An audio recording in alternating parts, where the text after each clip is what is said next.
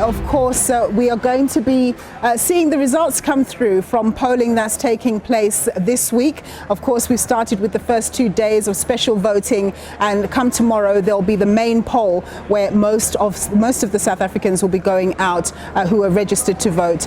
They'll be going out to make their mark. Well, of course, we're here and we're surrounded by lots of political analysts who watch this space all the time. I'm joined in studio by Professor Lesiba Teffo. He's a political analyst, and we're going to break down some of the issues here. Ndate, thank you very much for joining us here in studio. Let's start with the most recent news that the DA has decided to take ANC President Cyril Ramaphosa to the Electoral Court because they charge that he violated the election code of conduct by deciding to make his address to the nation in his capacity as state president on Sunday.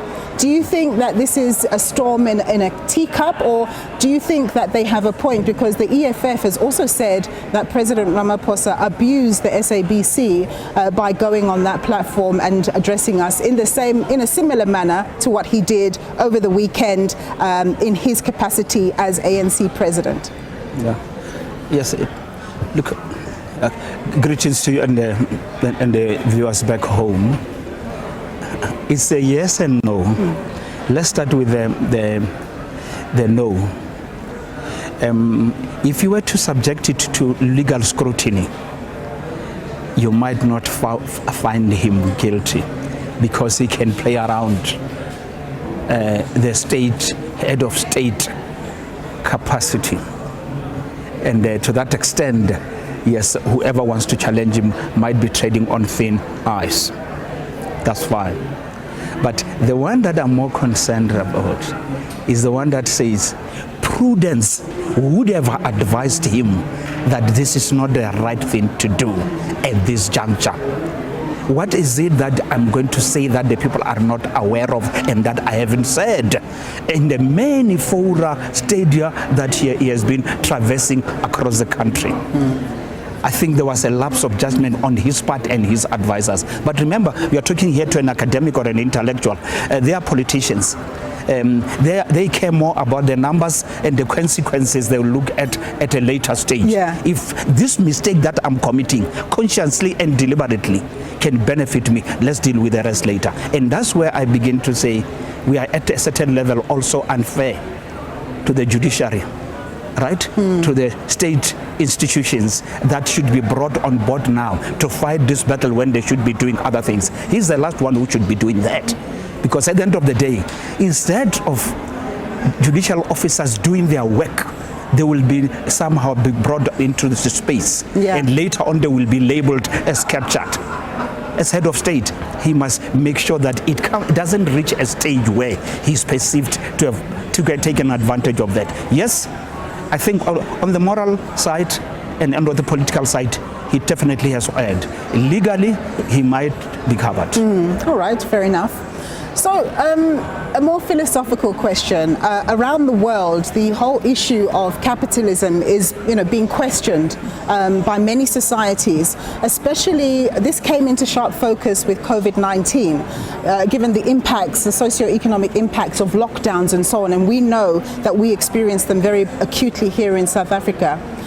Do you think, therefore, that the South African electorate is more, has a greater propensity towards socialist ideals rather than those of capitalism? Because, of course, for the past 30 years, we've been trying to do a mix and match of the two. And, of course, there are question marks about how successful we've been in terms of equal access to things and a fair standard of living for the majority of South Africans. Yeah, look, I often say to the students, we live in an age of no ideology. Ideologies have had their day, they've gone and passed. Ideology in the classical sense where you say, this is socialism, this is capitalism, this is communism. Is Russia a communist state?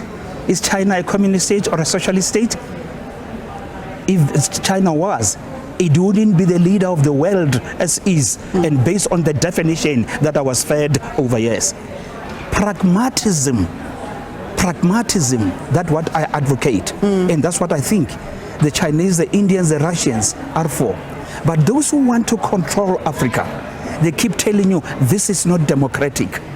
And democracy is only as per their prescripts and their interests at a particular point in time. If their interests are not served, it's not democracy. If they are served, even if it is in the eyes of the people not beneficial to them, it should be perceived as democracy. Let us not be beholden to ideologies, if you like, to concepts that are inimical to the lived experience of the people of Africa or the people of South Africa. The politicians in the space I find myself in, South Africa for now is neither socialist nor capitalist. It's oscillating between the two. Yeah.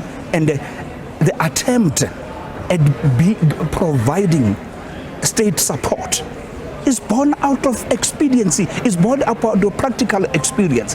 That in the absence of these grants, what would happen to my people? Right? Can I alleviate the plight? And then you want to call that socialist, and socialism is bad, then you are moving towards the east and you are drifting away from us. Please, they have prescribed for us for far too long. Let our lived experience prescribe for us and inform us. And let's, if possible, craft our own economic and socio-economic system, like the Chinese did, like the Russians did. All right, so let's get to the crux of the matter now. I was talking to a friend the other day, and he made an analogy around the current elections in South Africa, saying it looked like a sea where, you know, the penguins and the seagulls are swimming with the sharks and the whales. You have this situation where you've got old established parties running, and of course all these new kids on the block. So given this new landscape, how do you think things are actually going to pan out come the 3rd of June? Yeah, thank you.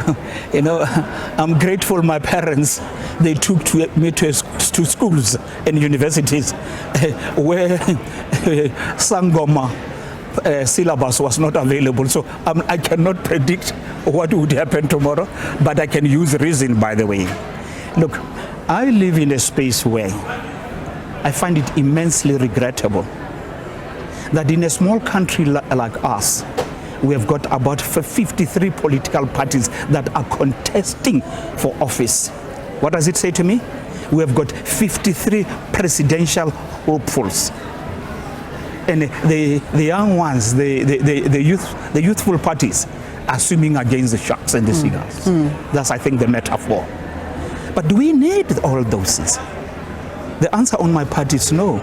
But I'm also saying perhaps it is a necessary step that we should go through. In the Catholic terminology, purgatory.